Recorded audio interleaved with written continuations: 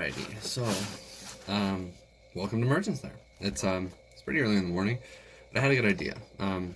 I really enjoy reading in the morning and figured why not just read on here and, I can share this with some other folks.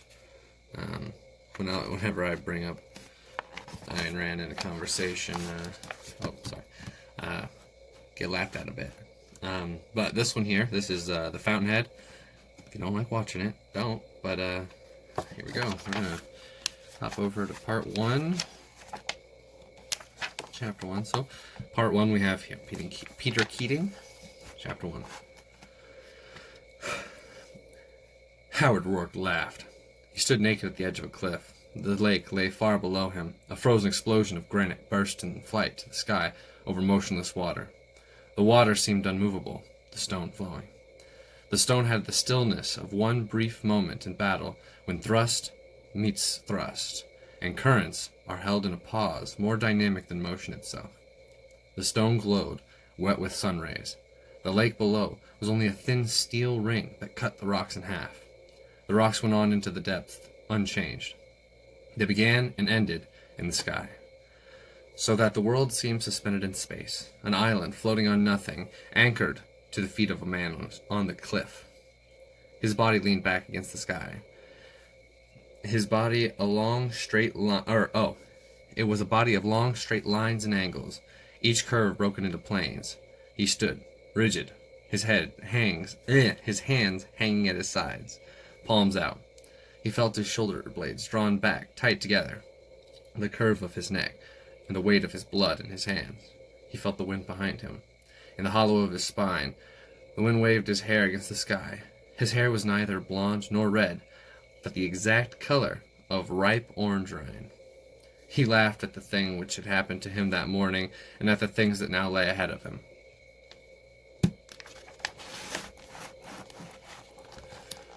He knew that the days ahead would be difficult.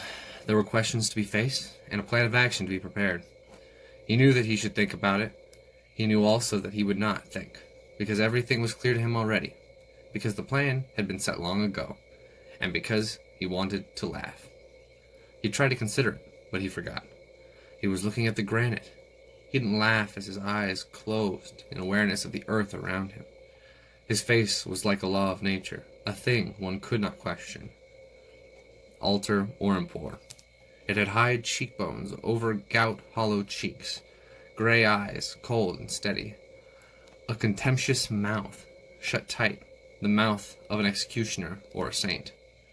He looked at the granite, to be cut, he thought, and made into walls. He looked at a tree, to be split and made into rafters. He looked at a streak of rust on the stone, and thought of the iron ore deep under the ground, to be melted and emerge as girders against the sky. These rocks, he thought, are here for me, waiting for the drill, the dynamite, and my voice, waiting to be split, ripped, pounded, and reborn, waiting for the shape my hands will give them.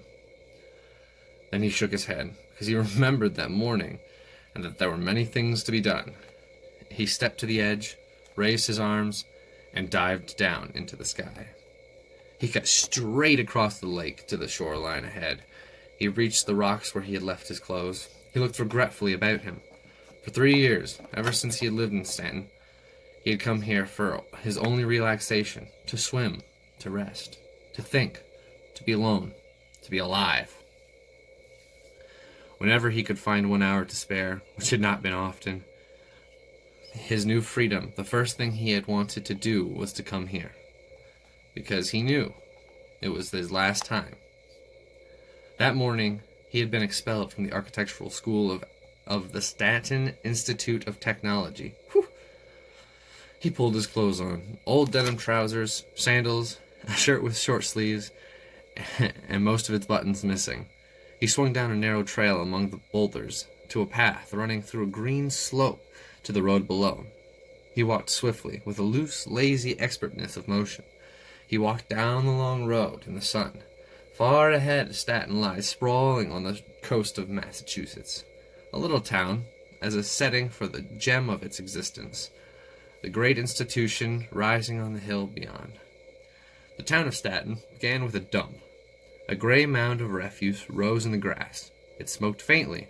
Tin cans glittered in the sun. The road led past the first few houses to a church. The church was a Gothic monument of shingles painted pigeon blue. It had stout wooden buttresses supporting nothing. It had stained glass windows with heavy tracers of imitation stone. It opened the way into long streets edged by tight expeditionist lawns. Beyond those lawns stood wooden piles, tortured out of all shape, twisted into gables, turrets, dormers, bulges with porches, crushed under huge sloping roofs. White curtains flowed at the windows. A garbage can stood at the side door, flowing over.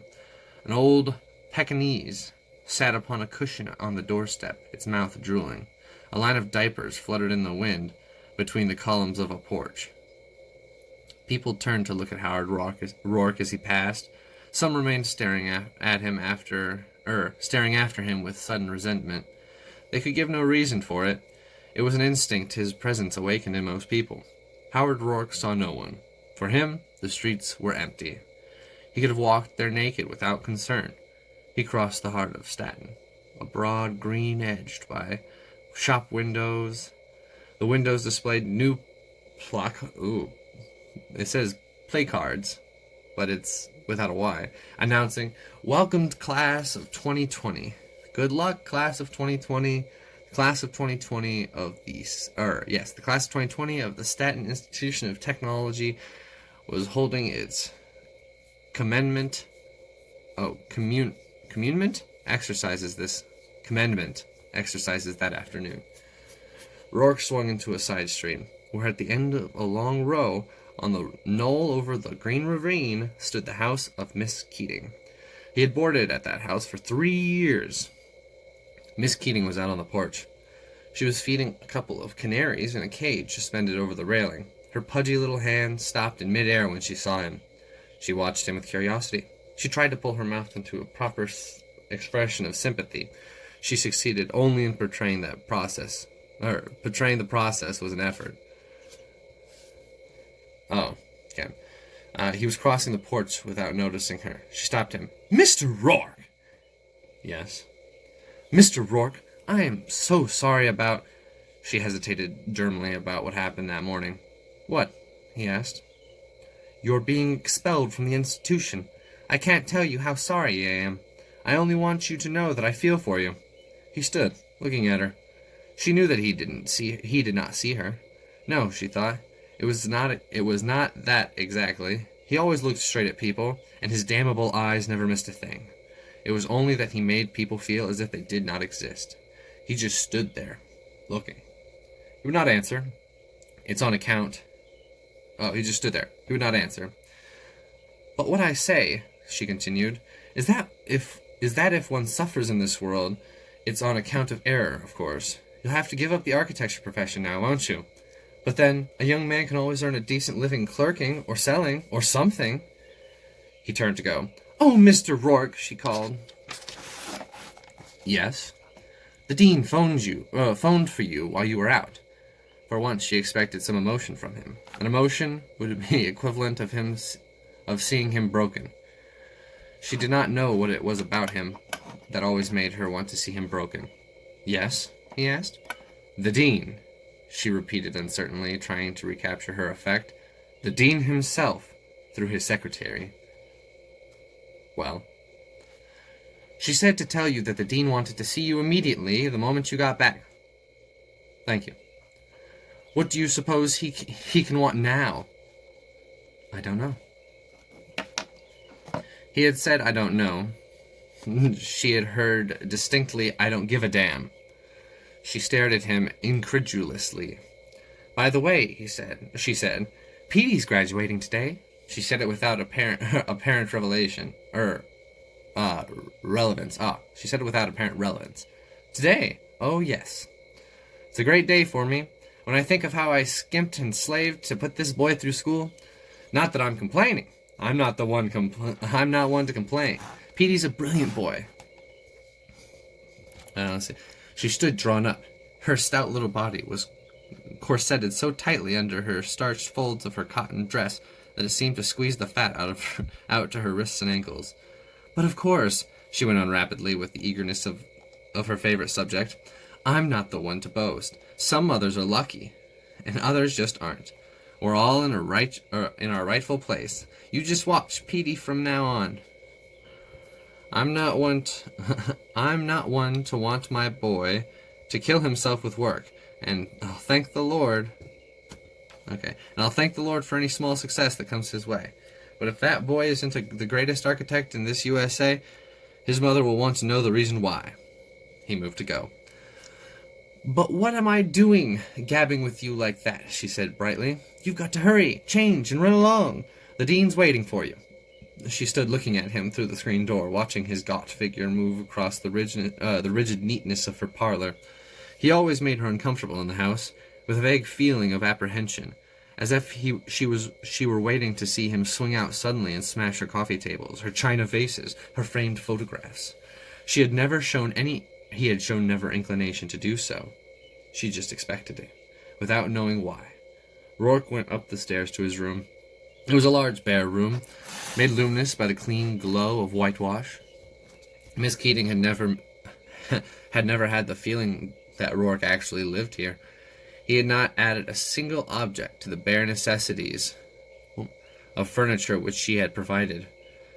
No pictures, no pendants, no cheering human touch. He had brought nothing to the room but his clothes and his drawings. There were few clothes and too many drawings. They were stacked high in one corner. Sometimes she thought that the drawings lived there and not the man. Roark walked now to these drawings. They were the first thing to be packed. He lifted one of them, then the next, then another. He stood looking at the broad wall. They were sketches of buildings, such had never stood on the face of the earth. They were as the first houses built by the first man born, who had never heard of others building before him. There was nothing to be said of them, except that each structure was inevitably what it had to be. It was not as if the draftsman had stood over them, pondering laboriously, piecing together doors, windows, columns, as his whim dedicated, and as the books prescribed. It was as if these buildings had sprung from the earth, and from some living force, complete, unaltered right. The hand that had made the sharp pencil lines still had much to learn, but not a line seemed superficial. Not a needed plane was missing. The structure was austere. This one right here, if you want to look it up later. Let's see, austere and simple, until one looked at them and realized what work, what complexity of method, what tension of thought had achieved the simplicity. No law had dictated a single design. The buildings were not classical, they were not Gothic, they were not Renaissance. They were only Howard Roark. He stopped, looking at a sketch. It was one that had never satisfied him. He had designed it as an exercise he had given himself, apart from his schoolwork. He did that often when he found some particular site and stopped before it to think about what building it should bear. He had spent nights staring at the sketch, wondering what he had missed. Glancing at it now, unprepared, he saw the mistake he had made. He flung the sketch down onto the table. He bent over it. He slashed lines straight through his neat drawing. He stopped once in a while and stood looking at it, his fingers pressed to the paper as if his hands held the building. His hands had long fingers, hard veins, and prominent joints and wrist bones. An hour later, he heard a knock at his door. "Come in," he snapped without stopping. "Mr. Roark," gasped Miss Keating, staring at him from the threshold. "What on earth are you doing?" He turned and looked at her, trying to remember who she was. "How about the dean?" she moaned. "The dean that's been waiting for you." "Oh," Roark said. "Oh, yes, I'd forgot." "You forgot?" "Yes." There was a note of wonder in his voice, astonished by her astonishment. "Well, all I can say," she choked, "is that it serves you right. It just serves you right. And with the commitment beginning at 4:30. Oh, with the commencement beginning at 4:30. How do you expect him to have time to see you?" I'll go at once, Miss Keating. It was not her curiosity alone that prompted her to action, but it was a secret fear that the sentence of the board might be revoked. He went to the bathroom at the end of the hall. She watched him wash his hands, throwing his loose, straight hair back with semblance of order. He came out again. He was on his way to the stairs before she realized that he was leaving. "Mr. Roark!" she gasped, pointing at his clothes. "You're not going like this, are you?" "Why not?" "But it's your dean!" "Not anymore, Miss Keating," she thought, aghast that he had said it as if he were actually happy. The Stanton Institution of Technology stood on the hill. Its creolated walls rose as a crown over the city stretching below. It looked like a medieval fortress, with a Gothic cathedral grafted onto its belly. The fortress was eminently suited for its purpose, with stout brick walls, a few slits wide open for sentries, ramparts behind which defending archers could hide, and corner turrets from which boiling oil could be poured upon the attackers. Should such an emergency arise in an institution of learning, the cathedral rose over it in laced spectre, a fragile defense against two great enemies, light and air. The dean's office looked like a chapel. A pool of dreamy twilight fed in one tall window of stained glass. The twilight flowed in through the garments of the stiff saints, their arms contorted at the elbows. A red spot of light and a purple one rested respectively on two genuine gargoyles squatting at the corners of the fireplace. That had never been used. A green spot stood in the center of a picture of the Parthenon suspended over the fireplace. When Roark entered the office, the outline of the dean's figure swam dimly behind his desk, which was carved like a confessional. He was a short, pompous gentleman, whose spread flesh was held in check by an indomitable dignity. "Ah, yes," he smiled. "Do sit down, Mr. Roark." Roark sat down, and the dean entwined his fingers at his stomach, waiting for the plea he expected. No plea came, and the dean cleared his throat. "It will be unnecessary for me to express my regret at the unfortunate event of this morning," he began, "since I take it for granted that you have always known my sincerest interest in your welfare." "Quite unnecessary," said Roark. The dean looked at him dubiously, but continued. "Needless to say, I did not vote against you. I abstained entirely. But you may be glad to know that you had quite a determined little group of defenders at the meeting. Small, but determined. Your professor of structural engineering acted quite like a crusader on your behalf. So did your professor of mathematics. Unfortunately, those who felt the duty to vote for your expulsion quite outnumbered the others. Professor Perkins, your critic of design, made an issue of the matter. He went so far as to threaten us with his resignation unless you were expelled. You must realize that you have given Professor Perkins great provocation." "I do," said Roark. "That, you see, was the problem. I'm speaking of your attitude towards the subject of architectural design. You have never given it the attention it deserves, and yet you have been excellent in all the engineering sciences. Of course, no one denies the importance of structural engineering to a future architect, but why go to the extremes? Why neglect what may be termed the artistic and inspirational side of your profession, and concentrate on all those dry, technical, mathematical subjects? You intend to become an architect, not a civil engineer. Isn't this superficial?" Roark asked. "It's past. There's no point in discussing my choice of subjects now." "I am endeavoring to be helpful, Roark. You must be fair about this. You cannot say that you were not given many warnings before this." "I was." The dean moved in his chair. Roark made him uncomfortable. Roark's eyes were fixed on him politely. The dean thought, there's nothing wrong with the way he's looking at me. In fact, it's quite correct. Most properly attentive. Only, it's as if I were not here. "Every problem you were given," the dean went on, "every project you had to design, what did you do with it? Every one of them, done in that, well, I can't say style. In that incredible, it says incredible. I don't know. It says incredible like not credible, but incredible manner of yours. It is contrary to every principle we have tried to teach you, contrary to all established precedents and traditions of art. You may think you are what is called a modernist, but it isn't even that.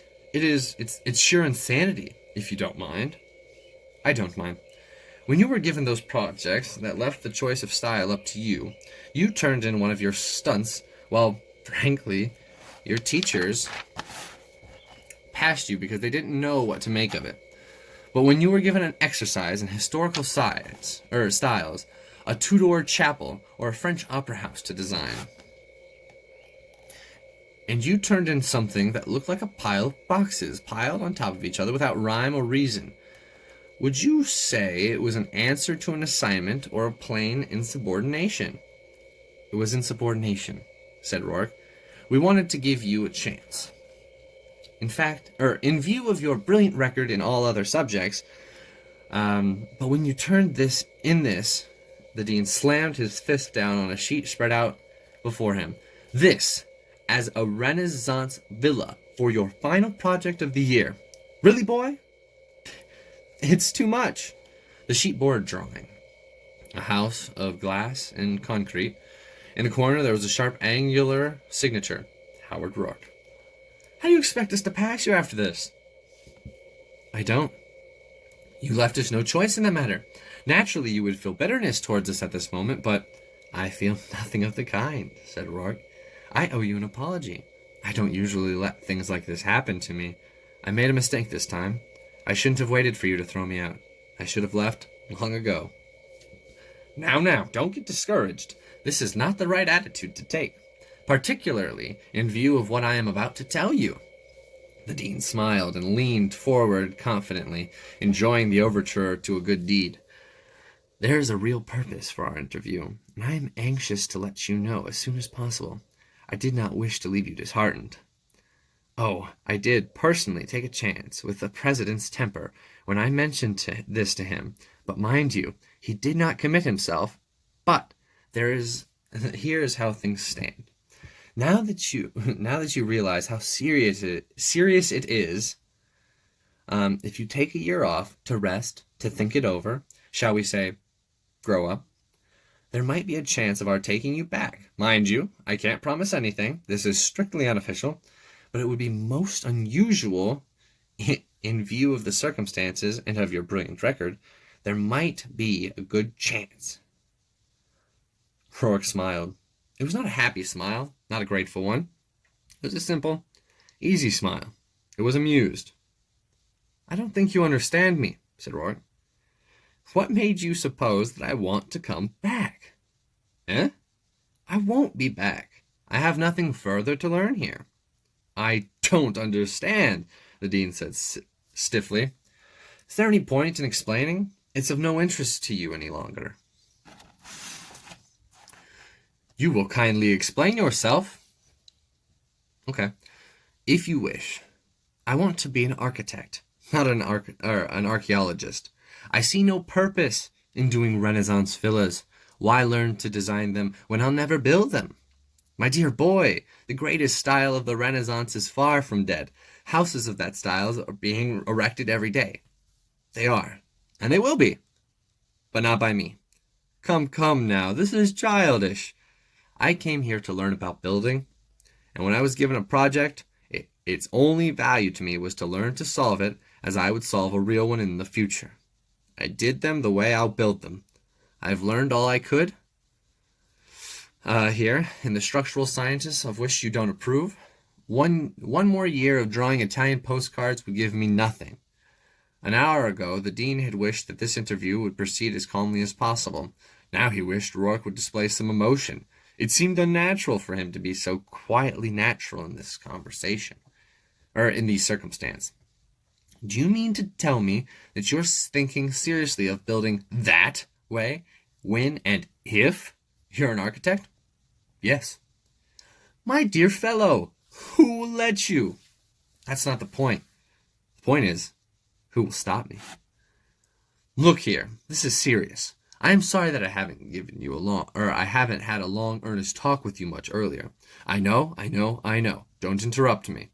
You've seen a modernist building or two, and it gave you ideas. But do you realize what a passing fancy that whole so-called modern movement is? You must learn to understand, and it has been proved by all authorities that everything beautiful in architecture has already been done. There is a treasure mine in every style of the past. We can only choose from the great masters. Who are we to improve upon them? We can only attempt respectfully to repeat. Why? Asked Roark. No, thought the dean. No, he hasn't said anything else. It's a perfectly innocent word. It's not threatening me. But it's self-evident, said the dean. Look, said Roark evenly, and pointed at the window. Can you see the campus and the town? Do you see how many men are walking down there? Well, I don't give a damn what any or all of them think about architecture, or about anything else for that matter. Why should I consider what our grandfathers thought of? That is our sacred tradition. Why? For heaven's sakes, can't you stop being so naive about it? But I don't understand. Why do you want me to think that this is great architecture? He pointed to a picture of the Parthenon. Right there. The Parthenon. That, said the dean, is the Parthenon. So it is. I haven't the time to waste on silly questions. All right, then. Roark got up and took a long ruler from the desk. He walked to the picture. Shall I tell you what's rotten about it? It's the Parthenon, said the dean. Yes, goddammit, the Parthenon. The ruler struck the glass over the picture. Look, said Roark, the famous fluting of the famous columns. What are they there for? To hide the joints in the wood, when columns were made of wood. Only these aren't. These are marble. The triglyphs, what are they? Wood. Wood beams. The way they had been laid when people began building wood shacks. Your Greeks took marble, and they made copies of wooden structures out of it, because others had done it that way. Then your masters of the Renaissance came along, and made copies in plaster of copies in marble and of copies in wood.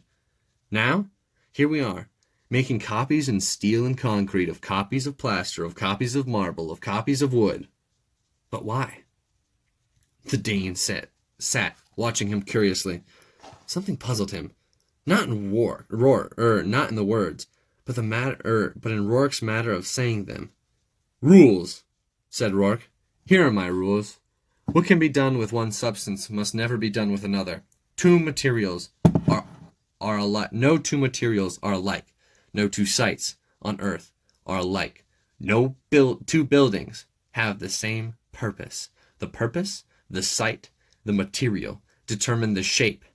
Nothing can be reasonable or beautiful unless it is made by one central idea. The idea sets every detail. The building is alive,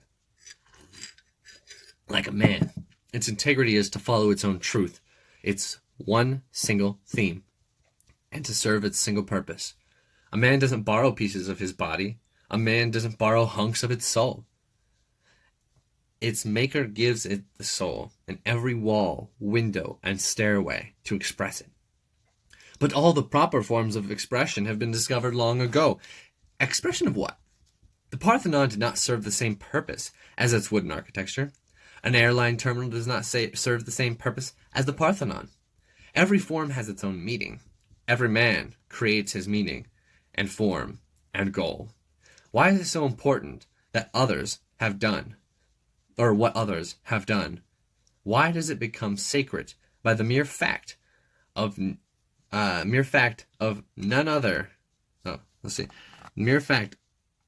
none being your own?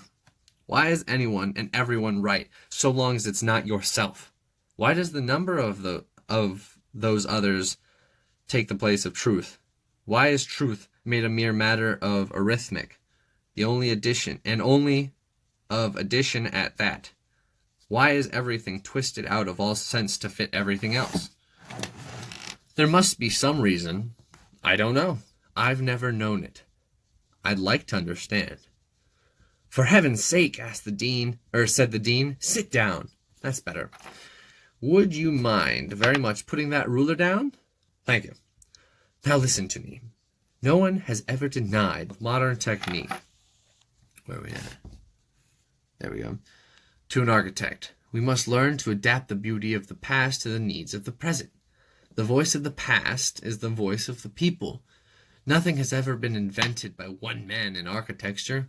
The proper creative process is a slow and gradual, anonymous collective one, in which each man collaborates with all others and subordinates himself to the standards of the majority. But you see, said Roark quietly, I have, let's say, 60 years to live, and most of that time will be spent working. I've chosen the work I want to do. If I find no joy in it, then I'm only compelling myself to 60 years of torture. But I can find the joy only if I do my work in the best possible way, or in the best way possible to me. But the best is a matter of standards, and I set my own standards. I inherit nothing. I stand at the edge of no tradition, and perhaps I may stand at the beginning of one. How old are you? Asked the dean. 22, said Roark. Quite excusable, said the dean. He said, relieved. You'll outgrow all of this, he smiled. The old standards have lived on for thousands of years, and no one has been able to improve upon them. What are your modernists, a transcendent mode, expeditionists trying to attract attention? Have you observed the course of their careers? Can you name one who has achieved any permanent distinction? Look at Henry Cameron, a great man, a leading architect 20 years ago. What is he today? Lucky if he gets once a year a garage to remodel, a bum, a drunkard. Who? We won't discuss Henry Cameron. Oh, is he a friend of yours? No, but I've seen his buildings, and you found them. Like I said, we won't discuss Henry Cameron. Very well. You must realize that I am allowing you a great deal of, shall I say, latitude. I'm not accustomed to hold a discussion with a student who behaves in your manner. However, I am anxious to forestall, if possible, what appears to be a tragedy. The spectacle of a young man of your obvious mental gifts setting out deliberately to make a mess of his own life. The dean wondered why he had promised the professor of mathematics to do all he could for this boy, merely because the professor said, "This," and pointed at Roark's project, "is a great man." A great man, thought the dean, or a criminal. The dean winced. He did not approve of either. He thought of what he had heard about Roark's past. Roark's father had been a steel puddler somewhere in Ohio, and had died a long time ago. The boy's entrance paper showed no record of nearest relatives, and when asked about it, Roark had said indifferently, "I don't think I have any relatives. I may have, I don't think I have any relatives. I may have. I don't know." He had seemed astonished that he should be expected to have any interest in the matter. He had not made or sought a single friend on campus. He had refused to join a fraternity. He had worked his way through high school and through the 3 years here at the institution. He had worked as a common laborer in the building trade since childhood. He had done plasters, plumbing, steelwork, anything he could get, going from one small town to another, working his way east to the great cities. The dean had seen him last summer on his vacation, catching rivets on a skyscraper in construction in Boston. His long body relaxed under the greasy overalls, only his eyes intent, his right arm swinging forward once in a while expertly, without effort, to catch the flying ball of fire at the last moment, when it seemed that the hot rivet would miss the bucket and strike him in the face. "Look here, Roark," said the dean gently. "You have worked hard for your education, and you had only 1 year left to go. There's something important to consider, particularly for a boy in your position. There's a particular side of an architect's, or a practical side of an architect's career to think about. An architect is not an end in himself. He's only a small part of a great social whole. Cooperation is the key word in our modern world, and to the profession of architecture in particular. Have you thought of your potential clients? Yes, said Roark. The client, said the dean. The client. Think of that all above all. He is the one who lives in the house that you build. Your only purpose is to serve him. You must aspire to give the proper artistic expression to his wishes. Isn't that all one can say on the subject? Well, I could say that I must aspire to build for my client the most comfortable, the most logical, and the most beautiful home that can be built. I would say that I must try to sell him the best I have, and also teach him to know the best. I could say, but I won't, because I don't intend to know the best. I could say, I don't intend to build in order to serve or help anyone. I don't intend to build in order to have clients. I intend to have clients in order to build. How do you propose to force your ideas on them? I don't propose to force or be forced. Those who want me will come to me. Then the dean understood what puzzled him in Roark's manner. You know, he said, you would sound much more convincing if you spoke as if you cared whether I agreed with you or not. That's true, said Roark. I don't care whether you agree with me or not. He said so simply that he did not sound offensive. It sounded like a statement of fact, which he noticed, puzzled for the first time. You don't care what others think, which might be understandable. But you don't even care, but you don't care to even make them think as you do? No. But that's monstrous. Is it? Probably. I couldn't say. I'm glad of this interview, said the dean, suddenly too loud. Oh, I'm glad of this interview, said the dean, suddenly too loud. It has relieved my conscience, and I believe, as others stated at the meeting, that the profession of architecture is not for you. I've tried to help you, but now I agree with the board. You are a man not to be encouraged. You're dangerous. To whom? Asked Roark. But the dean rose, indicating the interview was over. Roark left the room. He walked slowly through the long hallway, down the stairs, out to the lawn below. He had met many men such as the dean, and he had never understood them. He knew only that there was some important difference between his actions and theirs, and it had ceased to disturb him long ago. But he always looked for the central theme in buildings, and he looked for the central impulse in men. He knew the source of his actions. He could not discover theirs. He didn't care. He had never learned the process of thinking about other people, but he wondered at times. What made them such as they were? He wondered again, thinking of the dean. There was an important secret involved somewhere in that question, he thought. There was a principle which he must discover. But he stopped. He saw the sunlight in the late afternoon, still held in moment before it was fading. On the gray limestone of the string course running along the brick wall of the institution building, he forgot the men, the dean, the principle behind the dean, which he wanted to discover. He thought only of how lovely the stone looked in the fragile light, and of what he could have done with that stone. He thought of a broad sheet of paper, and he saw, rising on the paper, bare walls of gray limestone with long bands of glass, admitting the glow of the sky into classrooms, and in the corner of the sheet, a sharp, angular signature. Howard Roark. Okay, and that concludes our first chapter there, with Howard Roark and his expulsion from the Institute of technology, and we have gotten a very decent look into his mindset and mentality. It's admirable. It's something that I think that we should all strive for, especially nowadays in this world that we're in.